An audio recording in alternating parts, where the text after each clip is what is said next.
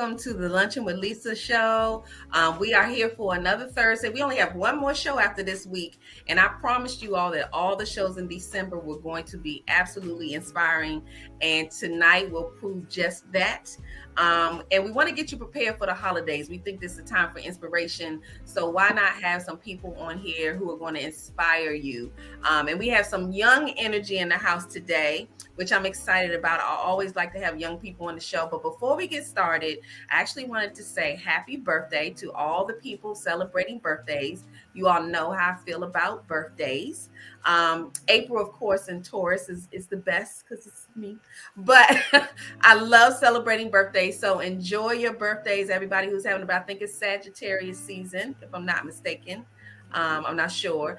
And I also wanted to say happy anniversary to all those who are celebrating love. Y'all know I'm a mushy gushy. So I always love to see people celebrating love. And it's not just, husband and wife, but just family, mothers, daughters, fathers, sons, just out there doing your thing. And happy anniversary to people with new positions, just started their jobs, whatever it is. Congratulations to all of you on all that you are doing out there. I do want to do a special congratulations because today is actually also the day that my sister is being sworn in as Judge Erica Dove in Georgia, and we are ecstatic about her, and we'll be celebrating her today. But I'm at a loss for words. But I do want to tell you all that I'm warning you on your timelines to just bear with me, because I will be sharing any moment that I can, because this is huge on so many levels. It's Black Girl Magic. It is standing up and doing something that a lot of people are scared to do. She believed she could, and she did.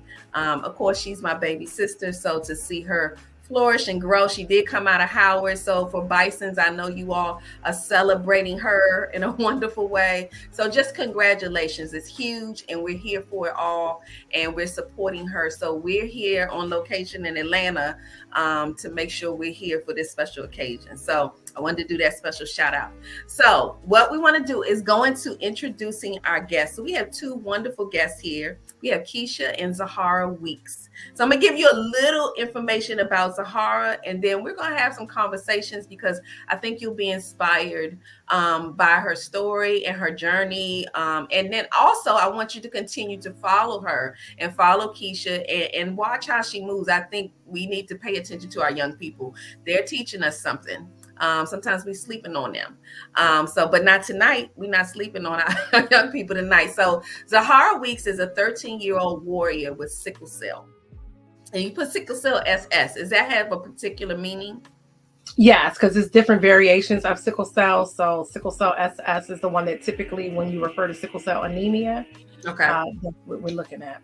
Okay, so we're going to talk more about that, because I think a lot of people don't understand that, like I didn't. So we'll talk a lot about that. So she is an avid reader, which I love, because I'm a publisher, reader, and writer. So right up my alley. A singer and published author. That's what I'm talking about. And that loves school and has maintained a 4.16 grade point average. So that's what we talking about tonight. So take this quick minute, share this with your grandmothers, your grandfathers, your aunts, your uncles, your other friends. I'm hoping, Zahara, that you shared it with your friends, have them tune in, because this is actually a family show. And we want everybody to know about what you're doing. She aspires to be a pediatric physician one day, specializing in either hematology or gastroenterology. Gastroenterology. When you that word right there. That was a tongue twister. Zahara's journey with sickle cell has not been easy, but she always seems to see the bright side and is grateful for her faith and her village that supports her along the way. As a school psychologist by profession, advocacy came naturally for Keisha. So when Zahara was born, it was important for her to share their story in order to educate others about sickle cell. Together, Keisha and Zahara have shared their story by partnering with NIH's Cure Sickle Cell Initiative, Children's National Medical Center, Delete Blood Cancer, and more recently have taken their story globally. They have served as guest speakers, panelists with Global Dynamics, Medable, and Estella Yep. Pharmaceuticals, helping researchers understand how to make clinical trials more patient-centered. So we want to welcome Keisha and Zahara to the Luncheon with Lisa show, and we're gonna get right into it. All and right, the thank you reason, for having us. Thank you. absolutely, this was an easy button. I do want to do a special shout out to Donna Marshall for suggesting that we reach out to you. Donna has been working. When she told me about your story, and when she decided to connect us, I was like, it was an easy yes. So I think we're having some technical difficulties. So we're going to give Zahara and Keisha's system a chance to scroll in. But what I wanted to let you all know is that this is going to be a really powerful show. A lot of times we don't see young people and hear their journeys about what's going on in their life and how they're standing up and fighting for it. So we're going to be right back. We're going to take a commercial break, and we're going to see if we can get Zahara and Keisha back in the room.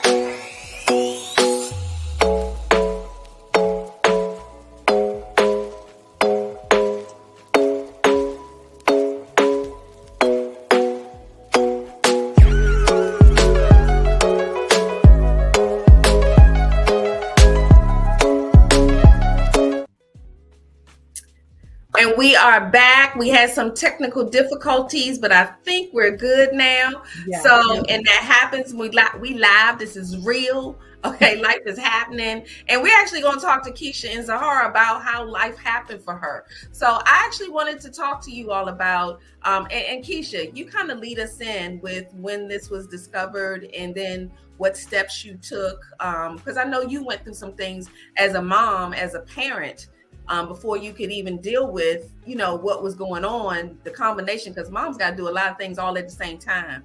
But Right. Talk to us a little bit about that. Right, absolutely. So when Zahara was a planned pregnancy, Okay. I was a 35-year-old, first pregnancy, never been pregnant, excited about having a child. I knew that I had sickle cell trait.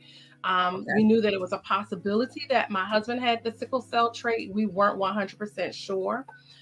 So just from the beginning, as happy as we were when we discovered we were expecting, it was already met with a little bit of fear and anxiety because, we knew some things about sickle cell.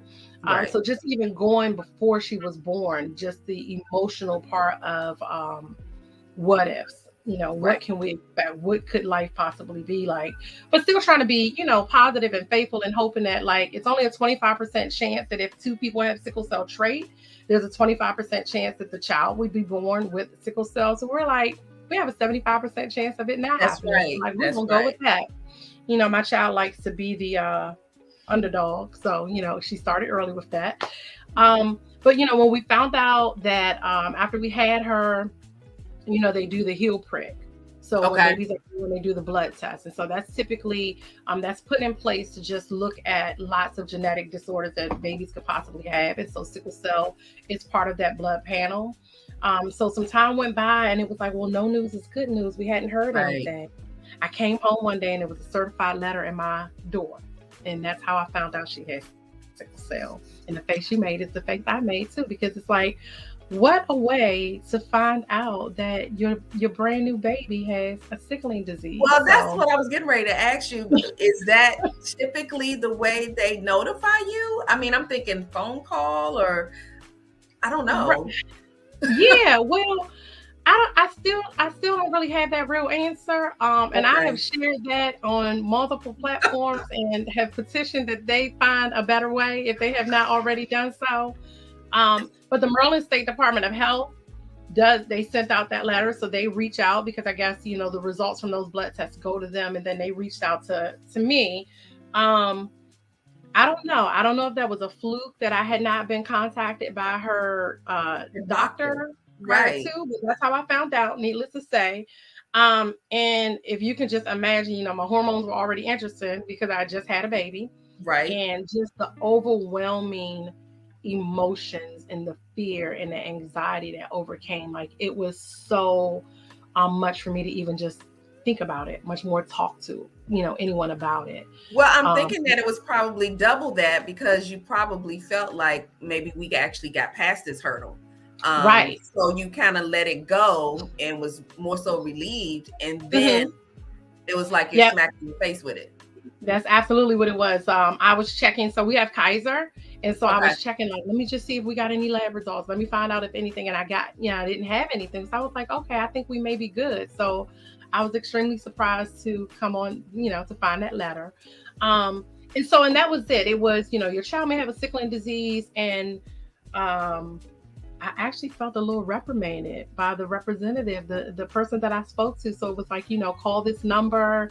And it was, we've been trying to reach you. Your child has this disease. She needs to be seen by a physician. So, of course, again, that just added on to just the guilt Right. of, I haven't done what I need to do. Well, I didn't know.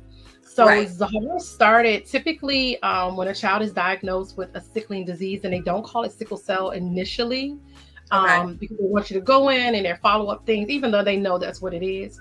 So typically they want the children to be seen by a hematologist by the time they're like 8 weeks. Okay. So she started her journey of being, at the doctor's office and stuck and testing all of that, very, very young. Right. And so that's where we were. So we were going to Children's National.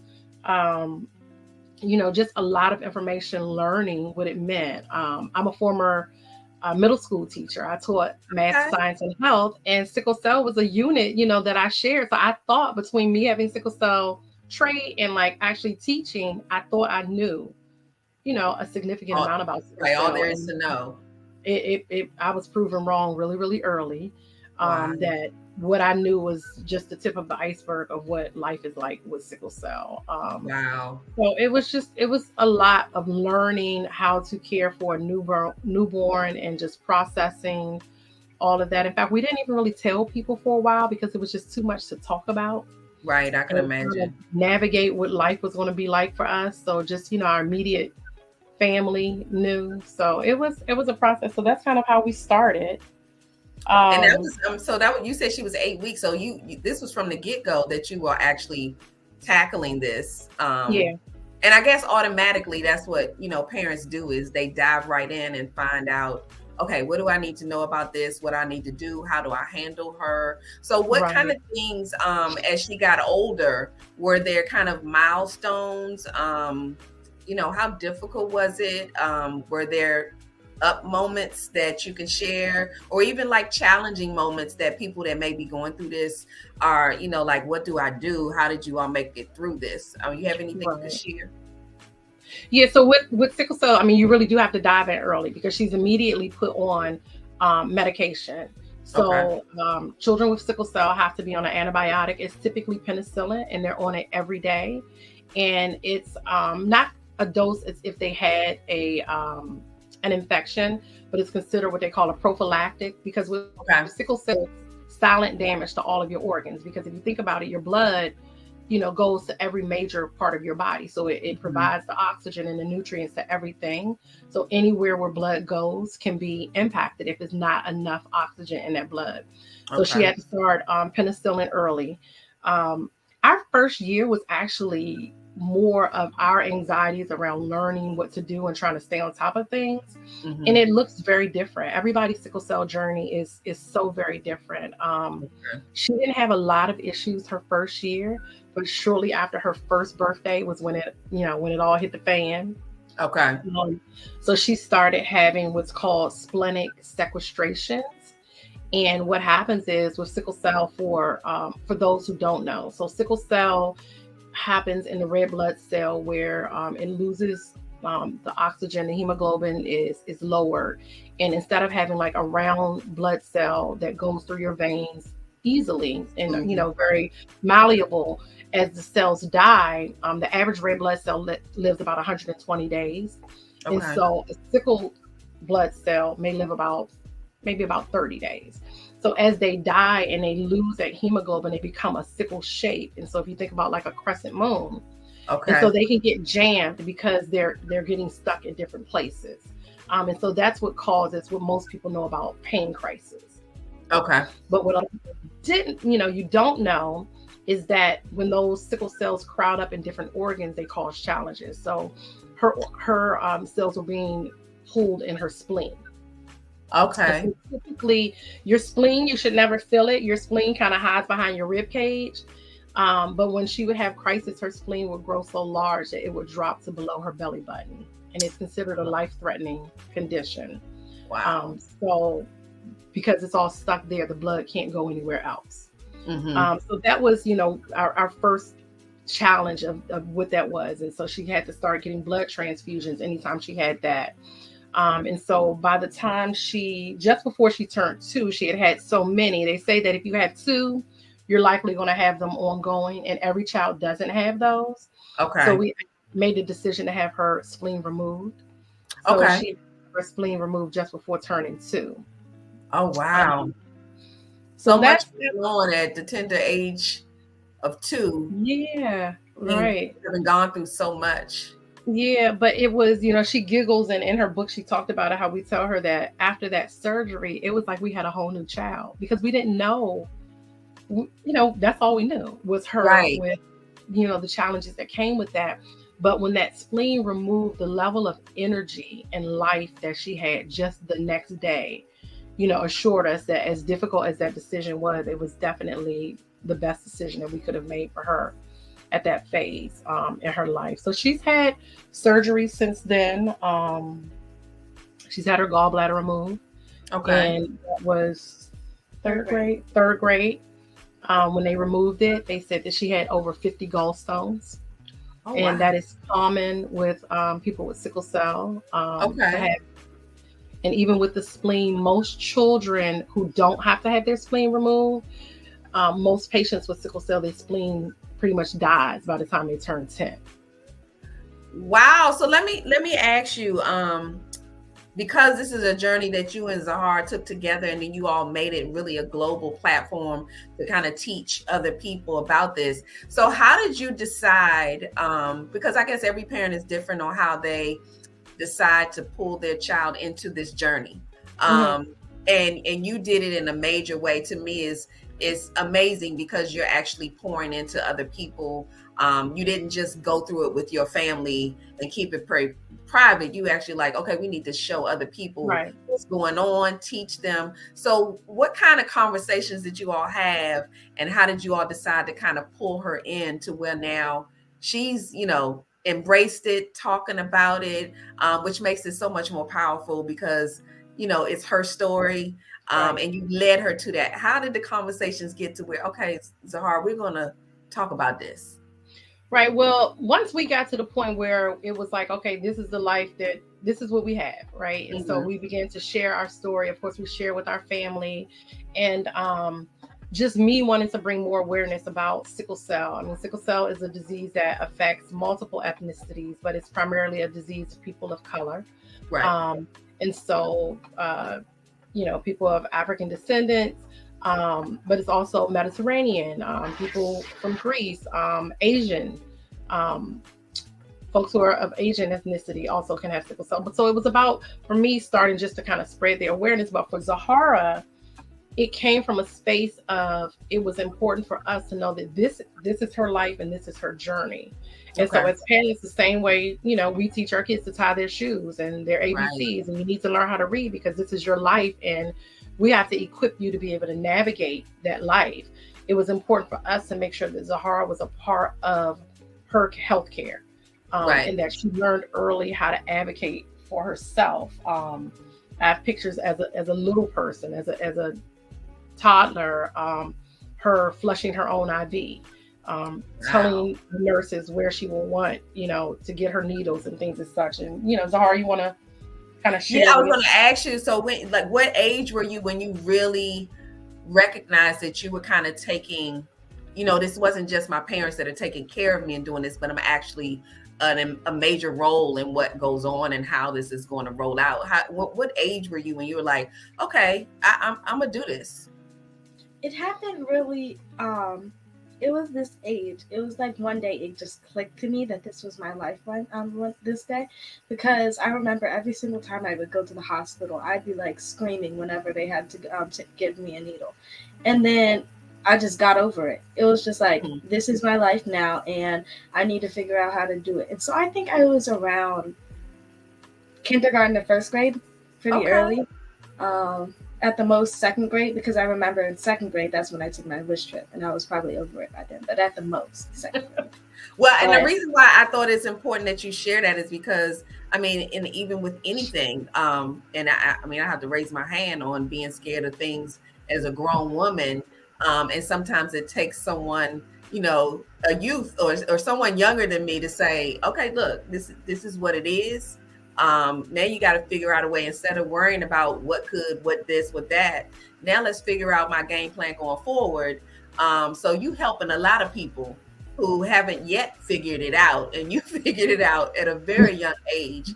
And that's why this journey to me was so, I was just like, I got to hear about how she, because, young people, I don't know, something about their energy. It's like they just decide to do it and it's done.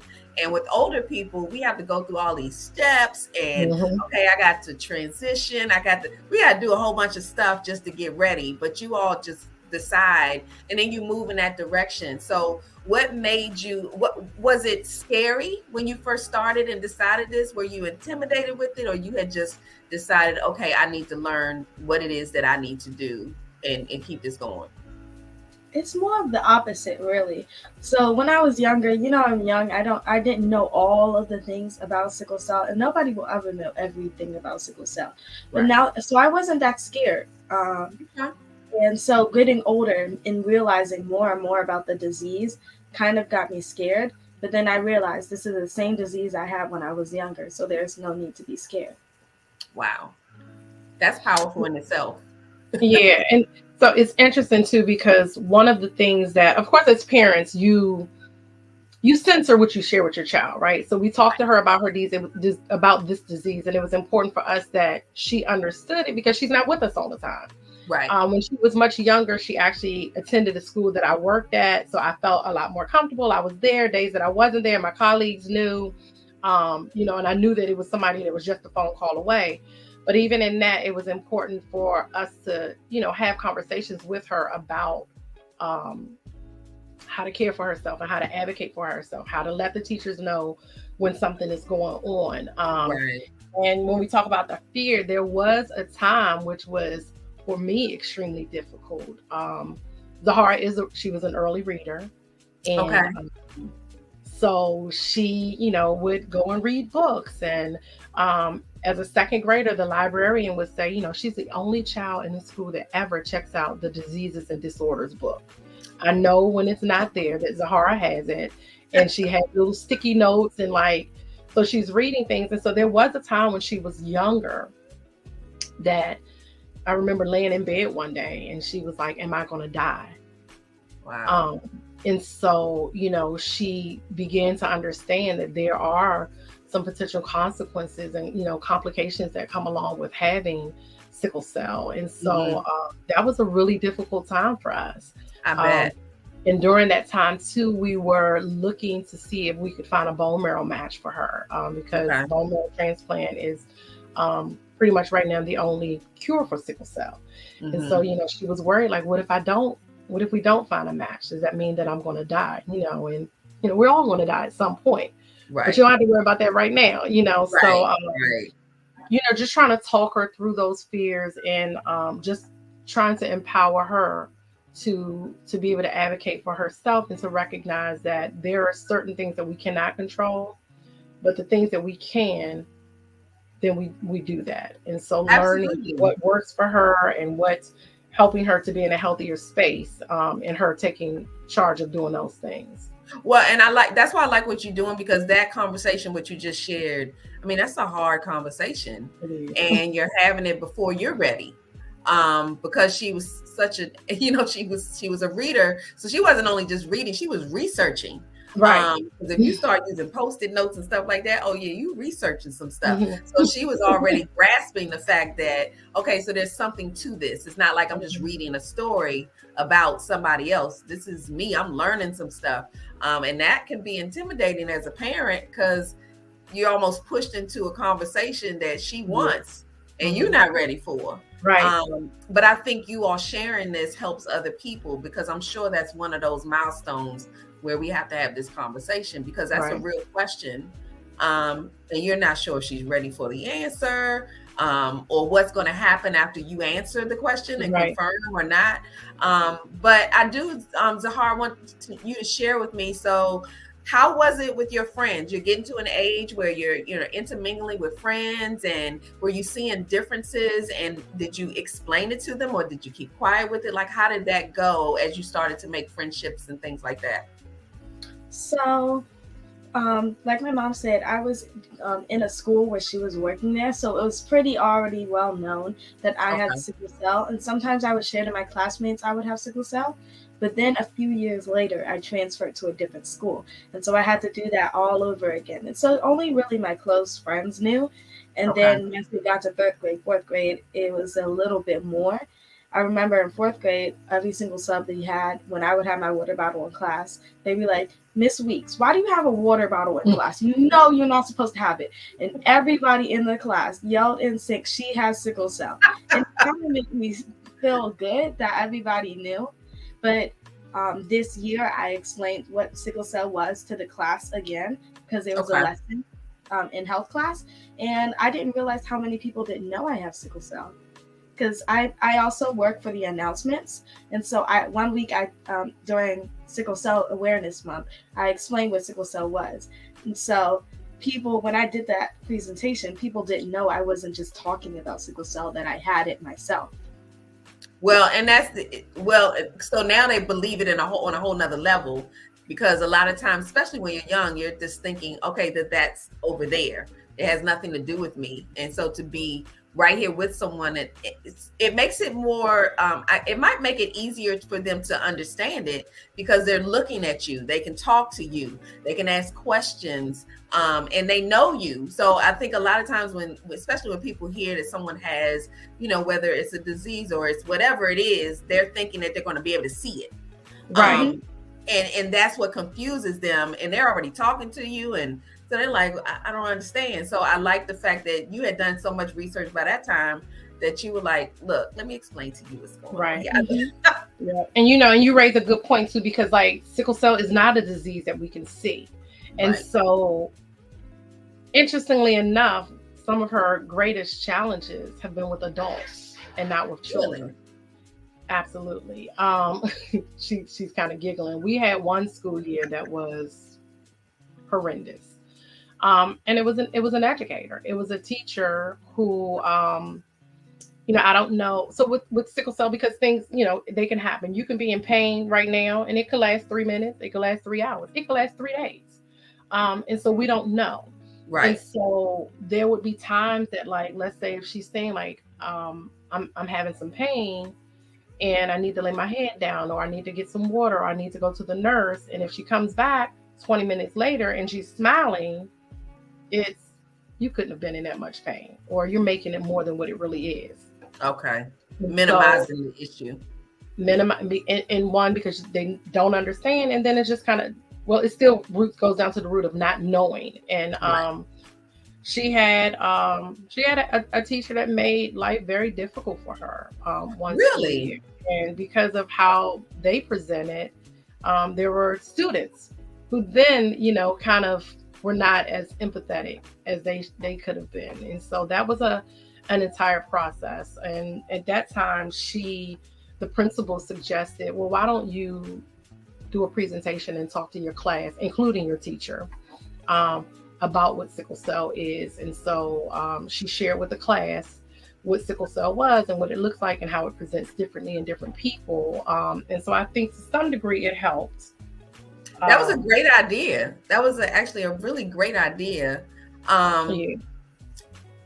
And I'm thinking across the board, it should be something that all teachers and anybody who's dealing with children who may have, especially as children, they're going to struggle because you're in that push of an adult versus a child. You're doing things differently and have to do things differently than other children, and you have to manage that because other kids are looking at it, don't understand it, so they're like, well, why does she get to lay her head down and you told us no, all that kind of stuff. But teachers should be kind of prepared for that. So that too is a reason why I like what you all are doing, because they do need to know that there are differences, and it's not just sickle cell, but anything that requires different attention based on what's going on. You have all kinds of people sitting in your classroom. You have to know the differences and be able to explain. There's no competition here, but the fact that you were able to share that with the teacher and the students kind of helped everybody to understand this is not a game. I'm not looking for attention. This is something really real that I have to live with every day. So I love what you all are doing. So let me ask a question, either of you. What's something you've learned about sickle cell? And I will get into the SS. I really want you all to explain that. But what's something that you learned about sickle cell that you didn't know? Because you said you yourself knew a little bit and thought, okay, I'm good. And then you learned out. So what's some things that you think people really should know that you learned along the way in researching sickle cell? You want to answer first? Okay. Me, I didn't know everything about sickle cell, like the actual in-depth. I knew about the symptoms, what it appears like, the pain crisis, but I didn't know how many branches there were to sickle cell. Mm-hmm. So like there's the whole disease, like then there's the pain crisis, like my mom said, there's the splenic sequestration. Yeah, I'm not gonna try to say it, but you. It's so many branches to sickle cell, and it's always idolized as usually one thing. It's the pain crisis. Right. So learning about each different type of challenge, a challenge you face with sickle cell was really interesting to me, because I was experiencing them and not noticing that it was linked to my disease. Okay. It was just something that was happening, but you didn't know that this was directly related to what was going on with you.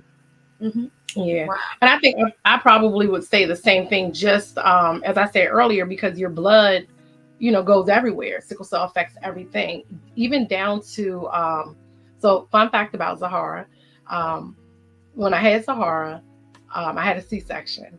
And so, I'm spread out, the thing is up, I can't see. And I hear someone say, oh my goodness, I've heard of that, but I've never seen it.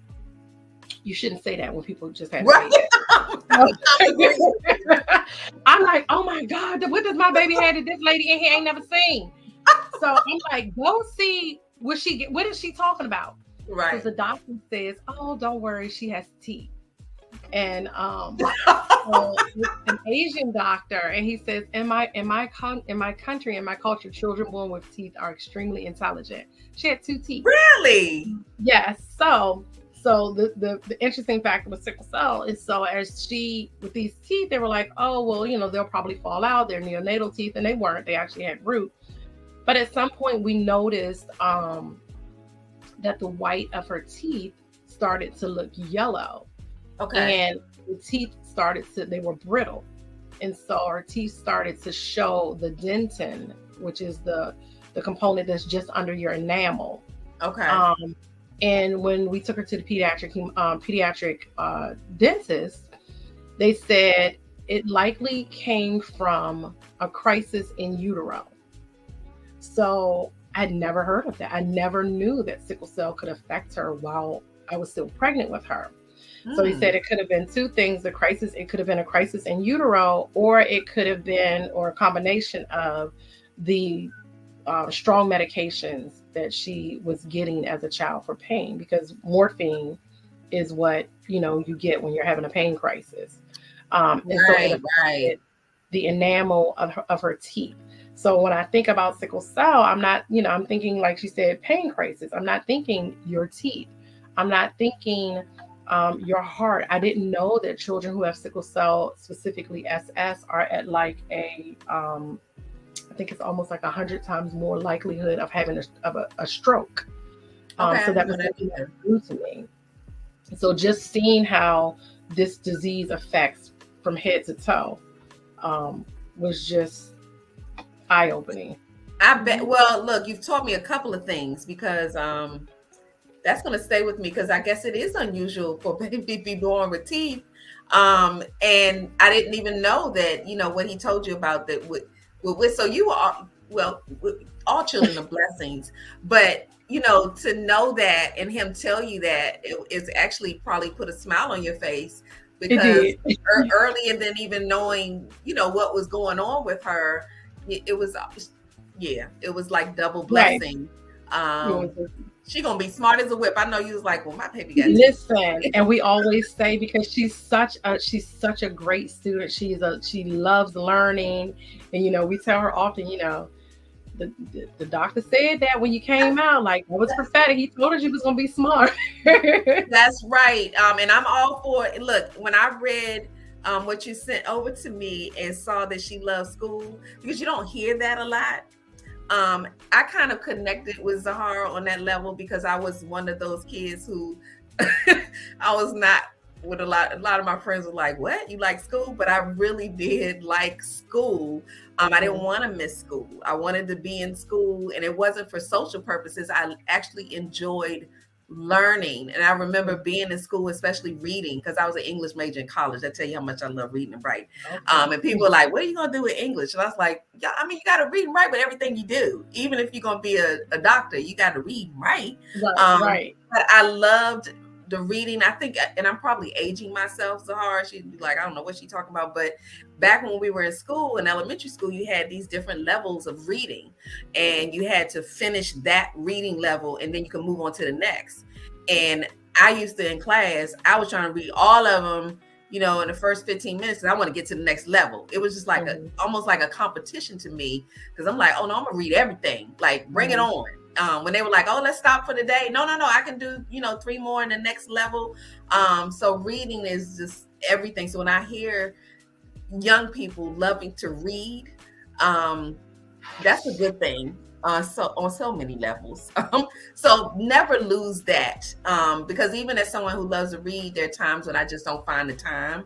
But in reading, you're always teaching yourself. Mhm. So please keep that energy and continue to pour that into young people, because I think we get away from the books. So tell me a little bit, since we're talking about reading and writing, tell me about this published book. When did you decide that not only am I going to talk about this, but I'm going to make this permanent? When did you decide to do that? So ever since I was little, I would write little books. Like I would Oh, make books. I would make cards for my parents on like Valentine's Day and stuff like that. I loved to write somewhat books when I was little, and so my Child life child life specialist. specialist, she told me one day that there was a program she saw in a meeting that I could write my own book, and I was just like, okay. So I started getting on that as soon as I can, and the process was pretty hard. But as soon as I got the flow of it, I felt like it was just like instant.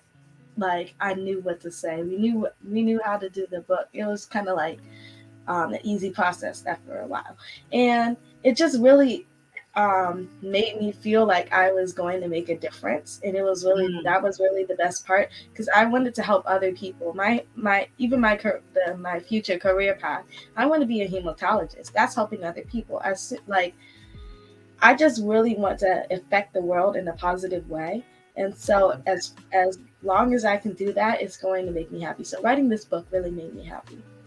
She has a way with words too. I'll just say that. I love it. So where do you want this journey to take you? Like you said, you published a book. What else do you see yourself accomplishing in the next few years? Because you have a major platform, and I actually haven't heard a lot of conversation around sickle cell, unfortunately. So that was another draw in, because I think people just get comfortable with saying, okay, I've heard of it, but they never go that next step to find out, okay, well, what is this? Maybe some of you are walking around and haven't really, figured out that maybe there's something going on with you and you don't know. So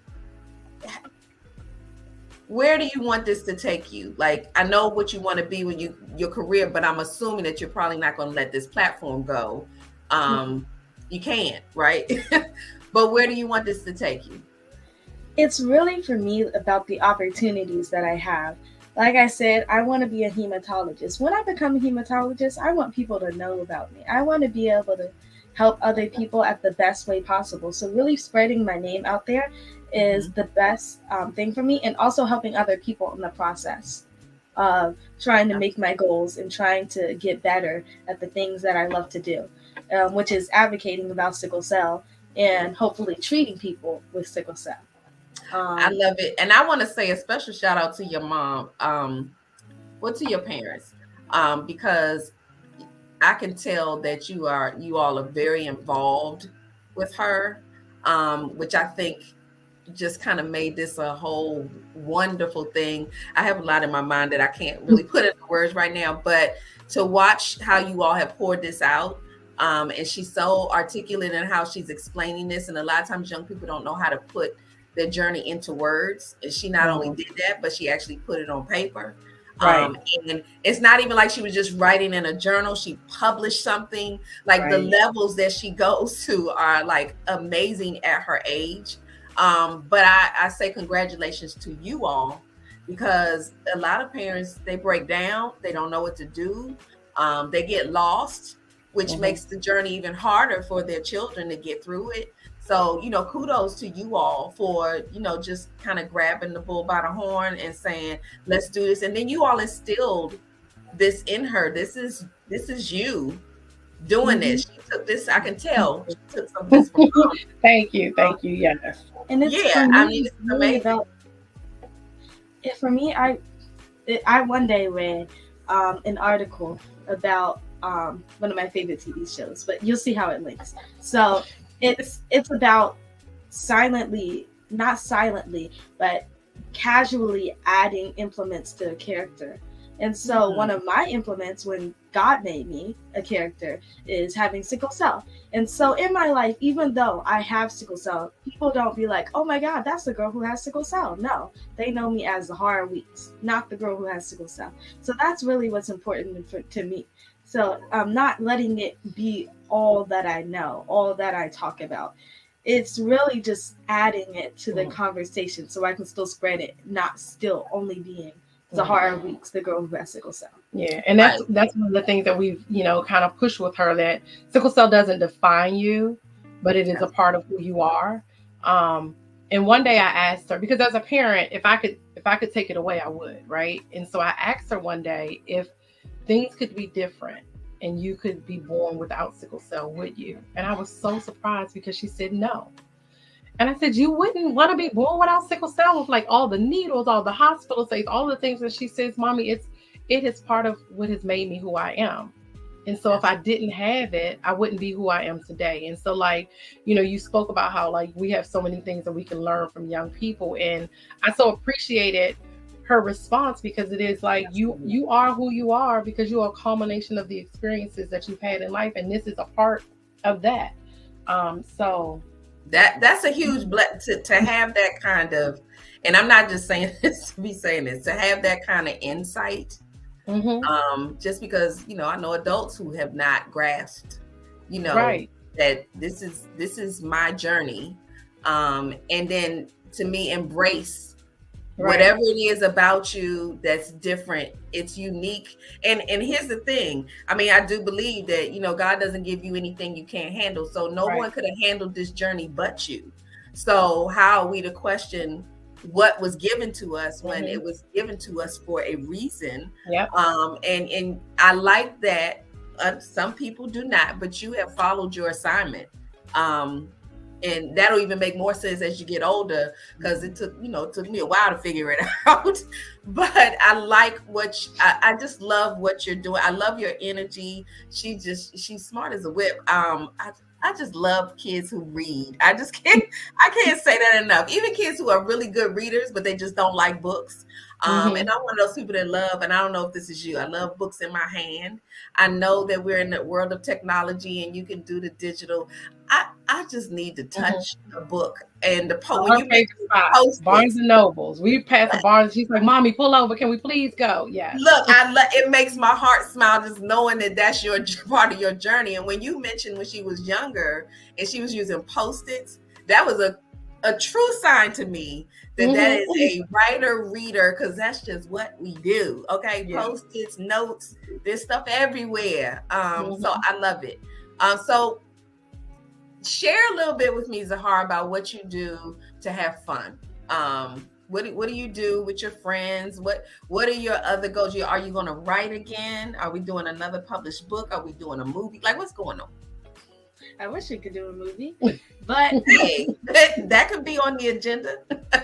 We could, just as long as it's not live action, because I can't act. You never know. But yes, I do plan on making another book. Okay. But we don't know how far in the future that may be. For fun, I do like to read. I do like to. I like to watch YouTube vides on arts and crafts. I like to do arts and crafts. Really, I'm a hands-on kind of person. So sometimes, I actually like doing things with my hands. Like, you may not know about the types of learners, but I am a combination of a tactile learner and a visual learner. So part of the reason why I feel like I'm so smart is because those are the two ways that schools usually teach, right? So visually, you get to see stuff, and you're physically writing on the paper. So that's what I feel like. That's why I feel like writing and reading is so important to me. And I just feel like the majority of my time is talking with my friends, having social interactions, and doing things on my own, because I'm an only child. So musician. Oh, yeah. Oh, that's right. We gotta bring it on. Yeah, so I'm a musician too. So I play ukulele, I play the piano. I barely know the guitar, but I'm gonna add that in there. Adding. I sing. Yeah. And sing. I saw singing. So what do you like to sing? What era of music, or is it what kind of music? I really like a wide range of music. Okay. I'm gonna be honest. I don't really like country music though. You don't like That's really the only one I don't like. They have a slow beat, usually the tempo stays the same. And they all talk about the same things. Typically. So that's not the genre I usually go for, but I usually do all like types of songs, as long as it fits in my range. Okay. Are there any instruments you're adding to that list? I'm trying to add guitar in to my list more. And I haven't really started this yet, but I'm trying to go back. I used to do flute. So I'm trying to implement flute again. I think you can do it all. It's funny that you mentioned arts and crafts. So I am a crafter. Always have been since I was little. I just love crayon in my hand or pencil.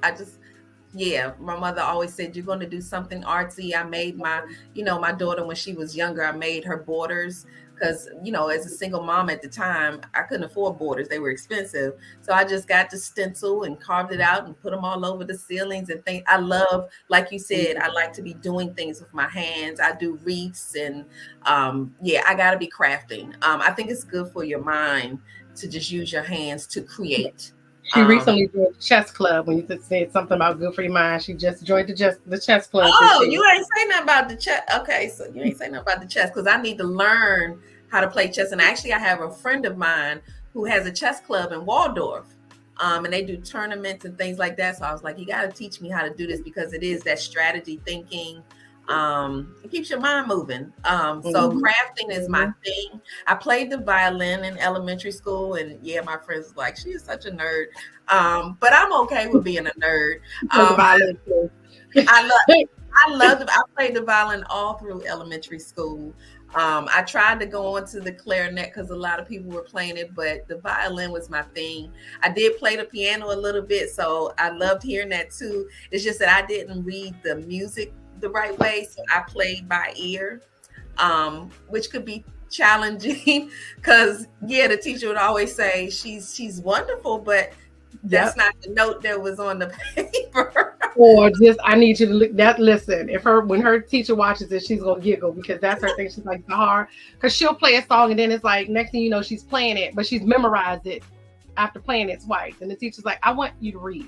So, Yes, I relate totally. I have absolutely enjoyed meeting with you all and would love to have you all come back. I think that what you've shared, before we go though, we're going to go to a commercial break and then I want to come back and have you explain the sickle cell SS real quick. And then we're going to have like a TikTok moment to motivate people to go into the weekend. I always share with everybody, my husband and I like people watchers. And I think TikTok is like perfect for people watchers because there's a lot of people on TikTok doing some interesting things, but they do have some powerful messages out there. So it's inspiring. And just like I think your story is, we're going to inspire people with your interview and then also with the TikTok moment. So we'll be right back. And then you all are going to help us to understand a little bit more about sickle cell before we say goodnight. We'll be right back.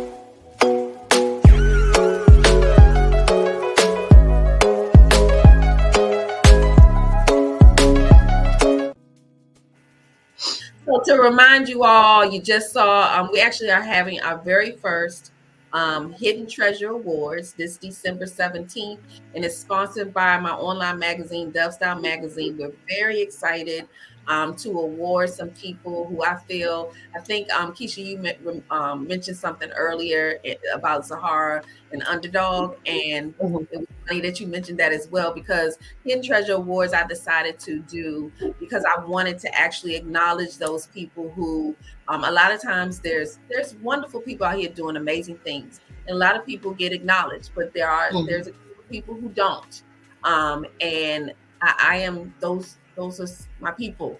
And I feel like sometimes we need to shine that light a little bit brighter, Absolutely. because a lot of times we're continuing to spotlight the same people. And I'm just making the suggestion that there's some other hidden treasures that we're sleeping on. And I'm taking this opportunity to award some people and just let them know I see you. I see what you're doing. And although it's quiet, you're behind the scenes. You're kind of like that unseen leader, or you're doing some amazing things and nobody has yet given you your flowers. I'm going to do that at the Hidden Treasure Awards. And this is the first of many, because I think there's a lot of amazing talent out here. There are a lot of inspiring stories like yours. And I like when people take those opportunities to spread the word.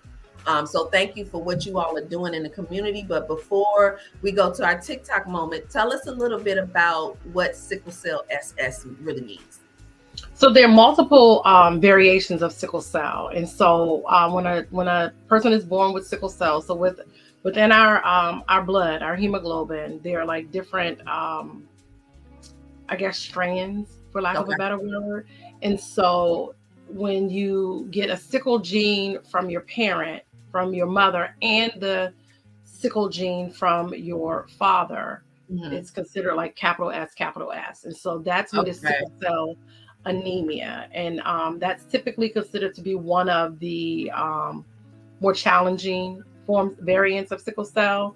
So there are multiple ones, but there are 4 like kind of prominent ones. So you would have the sickle cell SS, then you have sickle cell SC. So you get 1 S strand and 1 C. And so a lot of times those are like people who are in the Mediterranean, Asian, what have you, they will more likely have SC. Then you have sickle plus beta thalassemia. A lot of times people who are of Caribbean descent, West African may have that. And then it's sickle, I think it's hemoglobin D. And so I'm not as familiar with that, but so there are different variants of it. And most of them are a little milder. So with sickle cell, well, the beta thalassemia one can look like sickle cell SS.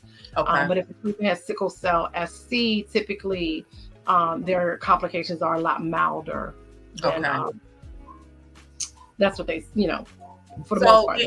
And I think that's a lot to know, because I didn't know any of the different strands. So, you hear about sickle cell and you think it's just that one thing. You got sickle cell, that's it. But to know that there are different, paths, and all are levels of difficulty, mild versus not so mild, that kind of thing, is great information. I didn't know that. And when I've never seen sickle cell SS written before. So that's what drew me into just, that means something. She put it there. So that means something. You gotta mean something. Just skip over it, like, but I was like, no, that's there for a reason. So yeah. Thank you for that. So I'm hoping that I can bring you back so that you can share more. And we'd love to come back and share.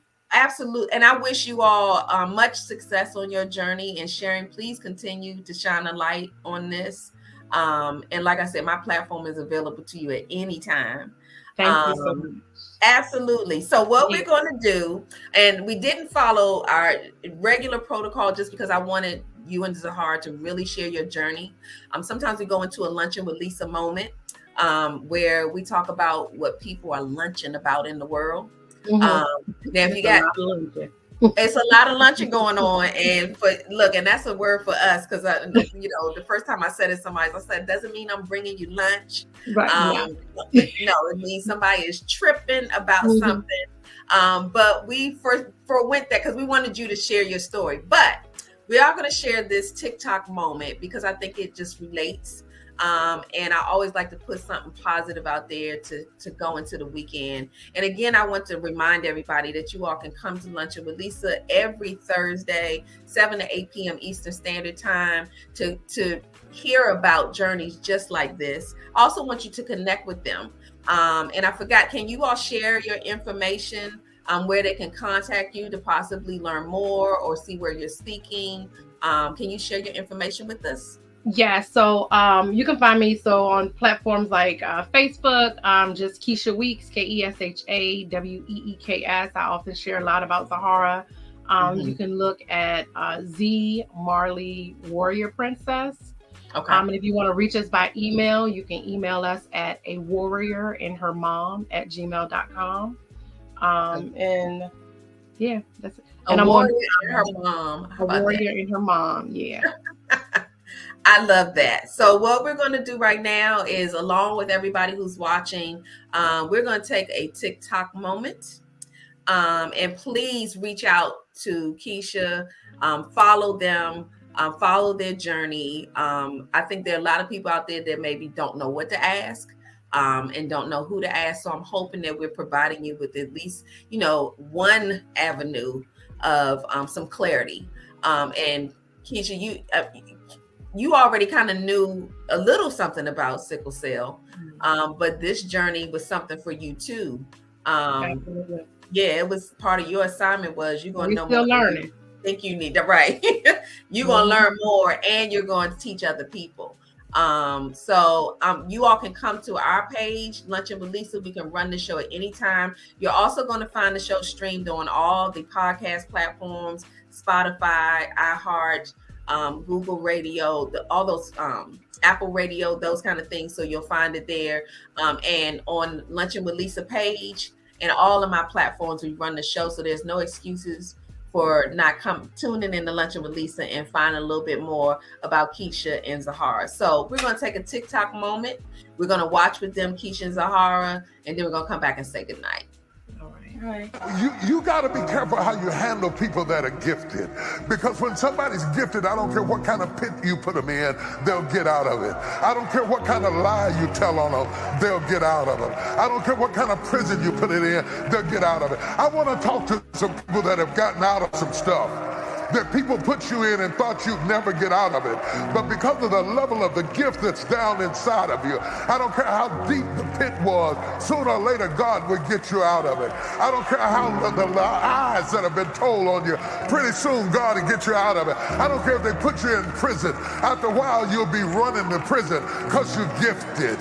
One thing you can do, you can take my coat, but you can't take my gift. You can take my clothes, but you can't take my gift. Here you can have my watch, but you can't take my gift. My gift is not in my watch. My gift is not in my shoes. My gift is not in my clothes. My gift is not in my car. So that's our TikTok moment, just a little motivation. And I'm going to connect that with Zahara. You are showing people how to get it done. You're showing people how to handle whatever life gives you. You made your lemonade, and you're offering some of it to them. So I'm asking people to take a sip. Okay, check it out. There's a way to get this done. Zahara, you're showing them how to get it done. Keisha, thank you for just doing what you do. I think parents don't get enough kudos when they pour into their children to help them maneuver through life, because at times you won't always be able to be with her. And I think you can walk with some comfort in knowing that Zahara can hold her own. And that's because of y'all. So Thank you. Great job. And thank you so much for coming to Lunchin with Lisa. I've been really excited about the December shows. We have one more before we take a break till February, but I did share with Donna that I thought these were very inspiring going into the holidays. I love Christmas and I love the giving, and this is giving of yourself in a different way. It's not all about the gifts. I mean, I know that's what we do, but really it's about sharing journeys like this to inspire people that you can get through this. And I thank you all for doing that for others. So thank you. Yeah, and if we have a wonderful weekend. Go ahead. Thank you. And I was about to say, if we could just leave you all and your viewers with a word that we remind ourselves of, is that I often tell Zahara that anything in life that we're facing, we were already equipped to handle. So there's no situation that she will ever be in that God did not prepare her even before she was formed in me. So any situation that any of you all are facing, whether it's sickle cell or some other disease or just an unfortunate circumstance or a challenging time, you are more than equipped. You have it on the inside. So you have the gift on you to push through. Thank you for that. Zahara, did you have any last words? No, my mom just said it all. She said it all. Y'all are a wonderful team. I can see it. Thank you. Thank you. So you all tune in next week. Thursday we have another inspiring story.